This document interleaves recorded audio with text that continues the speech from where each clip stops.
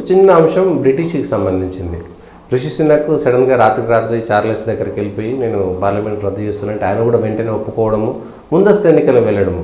అంటే బ్రిటన్లో ఏమైనా అంతర్గత సంక్షోభం ఉందనుకోవచ్చా, లేకపోతే రిషి సునాక్ సొంత ఎత్తుగడనా?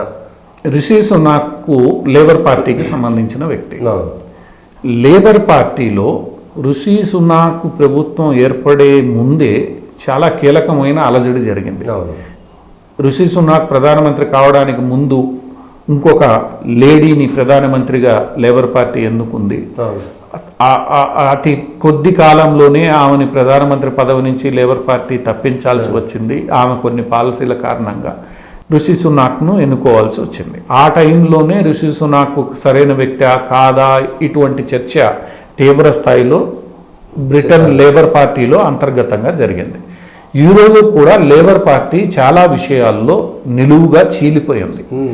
రిషి సునాక్కి కావాల్సిన మద్దతు ఈరోజు లేబర్ పార్టీ అందించే పరిస్థితుల్లో లేదు. గతంలో కూడా రిషి సునాక్ చాలా సందర్భాల్లో నా సొంత పార్టీ నుంచే నాకు వ్యతిరేకత ఉంది, నా సొంత పార్టీనే నన్ను కొన్ని సందర్భాల్లో సమర్థించడం లేదు, ఇలా చేస్తే నేనేం చేయలేనని బెదిరింపులకు దిగిన సందర్భాలు కూడా ఉన్నాయి.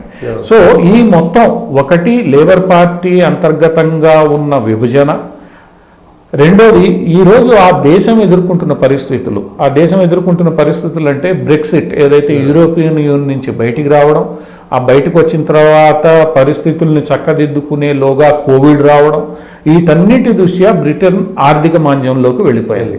ఆర్థిక వ్యవస్థ అతలాకుతలం అయిపోయింది. నిధులకి ఇబ్బందులు వస్తున్నాయి, జీతాలు ఇవ్వలేని పరిస్థితి కూడా కొంతకాలం ఉండింది. ఇటువంటి పరిస్థితుల్లో ఆర్థిక వ్యవస్థని చక్కదిద్దాలి అని అంటే బలమైన ప్రభుత్వం ఉండాలి. ఆ ప్రభుత్వం తీసుకునే నిర్ణయాలకి బలంగా మద్దతు ఉండాలి.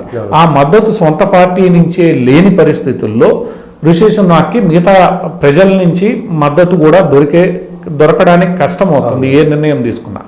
ఇవి రెండు ఒక ఇదైతే, రెండోది ఈరోజు బ్రిటన్లో వలసవాదం మీద తీవ్రంగా చర్చ జరుగుతోంది.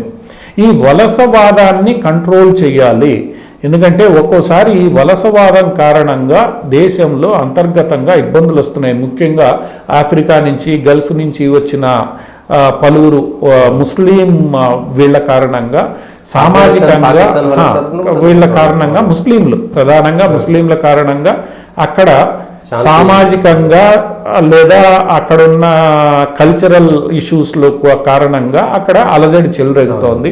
ఈరోజు బ్రిటన్లో రకరకాల కారణాలతో భారత్కు వ్యతిరేక ప్రదేశాలు విపరీతంగా జరుగుతున్నాయి. భారత్ ఒకవైపు తిడుతోంది, ఇంకోవైపు ముస్లింలను కంట్రోల్ చేసే పరిస్థితి లేదు.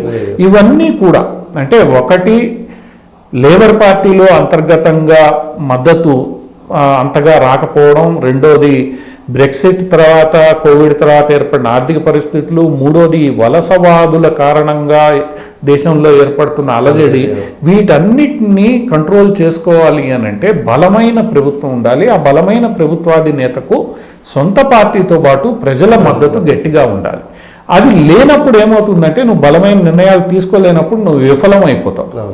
విఫలమైతే దేశమే ఇబ్బందుల్లోకి పోయే ప్రమాదం ఉంటుంది. కాబట్టి ఈరోజు రిషి సునాక్ ఆలోచన నాకు ప్రజల మద్దతు ఉంది అని ప్రూవ్ చేసుకునే ప్రయత్నం రిషి సునాక్ చేస్తున్నాడు. చేయకపోతే ఈరోజు త్వరగా ఈ నిర్ణయం తీసుకోకపోతే ఇంకా ఇబ్బందుల్లోకి దేశం వెళ్లే ప్రమాదం. బలమైన ప్రభుత్వాన్ని మద్దతు నాకు ఉంది అని రేపు ఎలక్షన్లకు వెళ్ళి ఎలక్షన్లలో ఈయన విధానాలకి ప్రజలు మద్దతు పలికి లేబర్ పార్టీలో కూడా ఈయనకి మద్దతు పలికే వాళ్ళ సంఖ్య పెరిగి అయితే రిషి సునాక్ తీవ్రమైన బలమైన నిర్ణయాలు తీసుకోవడానికి అవకాశం ఉంటుంది.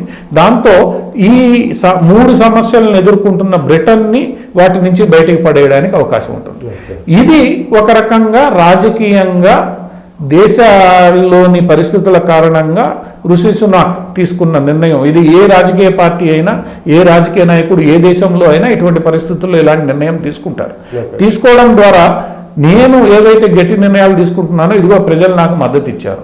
ఒకవేళ ప్రజల మద్దతు లేదు, వచ్చేవాడు ఇదిగో ఈ నిర్ణయాలకు మద్దతు లేదు కాబట్టి నువ్వు ఆ రకంగా మద్దతు తీసుకో.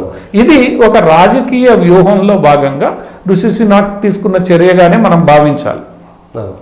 భవిష్యత్తు ఎలా ఉంటుంది ఏంటి అన్నది బ్రిటిష్ ప్రజలు ఓటింగ్లో నిర్ణయిస్తారు. ఓకే, థ్యాంక్ యూ పార్సాద్ గారు. ఇది గల్ఫ్ దేశాలకు సంబంధించినటువంటి అంశంలో ముఖ్యంగా ఐసీజేకు సంబంధించినటువంటి తీర్పుల విషయంలో భారతీయ మీడియా కూడా ఒక పక్షపాత ధోరణి వ్యవహరించడం అనేటువంటిది మన దేశానికి కూడా మంచిది కాదు. అట్లనే బ్రిటన్కి సంబంధించినటువంటి అంశంలో కూడా ఆ దేశం యొక్క భవిష్యత్తు దృష్ట్యా చేసినటువంటి నిర్ణయంగా మనం అభివర్ణించవచ్చు.